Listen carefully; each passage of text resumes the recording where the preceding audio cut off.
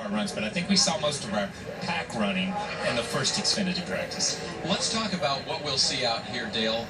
As we see cars taking to the track, what are some of the tools that the crew chiefs, car chiefs, and drivers will work with and try to manipulate during this final practice? Yeah, Dave, that's the hardest thing because they're in such a tight box as to what they can really do to find any speed with these cars. There are small things that they can do, and as they go try to make changes to these cars, whether it's a spring rubber or a shock that they can do something with, you do that. As a driver, you haven't been here since February. There are very small things that you can do. What you're trying to do in getting speed out of the car, you're going to hold it wide open so you can't push it through the floorboard and get any more there. But what you can do is make sure that you're turning the steering wheel as little as it takes to go around and keep your car on the bottom of the racetrack. Make this as short a racetrack as you possibly can. The less speed you can scrub off, then that's going to translate into speed and time, and that might be valuable to you tomorrow afternoon.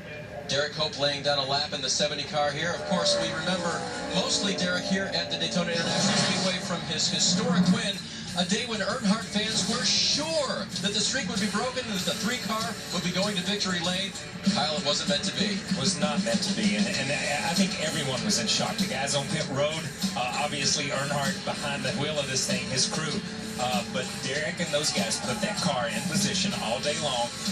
Listening earlier to the broadcast, to the practice before this, talking about Eric Almirola winning that race, playing the cards right, being in front when the rain came, put himself in position if anything happened to take that Daytona 500 victory. I always hate when somebody says, well, he lucked into that.